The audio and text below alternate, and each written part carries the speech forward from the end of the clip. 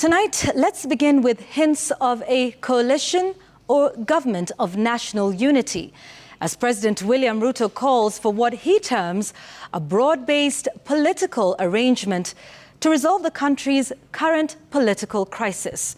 In a rare show of political fellowship, President Ruto was joined by opposition leaders Raila Odinga and Kalonzo Musyoka in calling for a national consultative process to be conducted over a period of 6 days, starting Monday next week. Calls of dialogue and hints of a coalition or government of national unity appear from the onset to divide the opposition, with some of the Azimio One Kenya leaders rejecting the process. Our political affairs reporter Emmanuel Tor reports.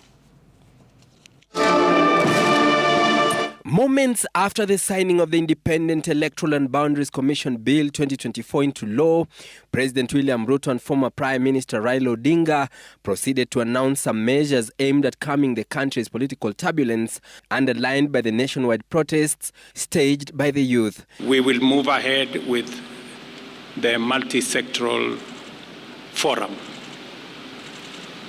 and we have agreed that a membership of 150 representatives of various stakeholders, 50 of whom shall be young people of Kenya. The other 100 will be representatives of all the other sectors. A dialogue is the way forward out of the crisis that we're having today in our country. We've agreed that we give people an opportunity to be heard. The head of state urging the youth to turn up for the talks. We look forward to beginning the forum on Monday next week. The various stakeholders will be required to submit their representatives by Friday this week. Then came what the president termed as a broad-based political engagement. This has quickly been interpreted to suggest a coalition or government of national unity.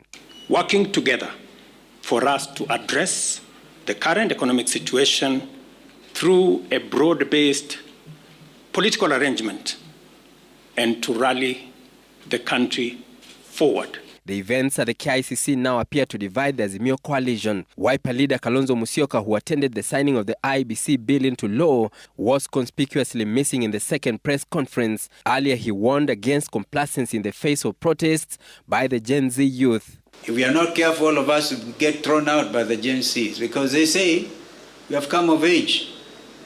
You say that we are leaders of tomorrow, we are leaders now. The Wiper leader instead took to his X space, writing, quote, "Read the mood of the people. Kenya's Gen Z have set the standard and are demanding action, asking President William Ruto to listen to the people instead." Odinga's running mate in the 2022 presidential polls, now Kenya leader Martha Karua, also distanced herself from the talks, sending a string of posts that read, quote, "This is a trap, period," cautioning the political class against hijacking the Gen Z's clamor for real reforms.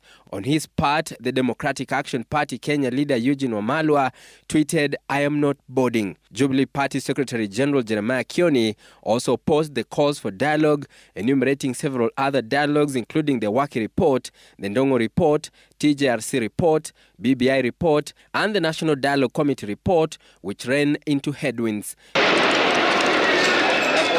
The calls for dialogue comes days after 3 weeks of deadly protests, which left 41 people dead. Emmanuel Tor, Citizen TV, Nairobi.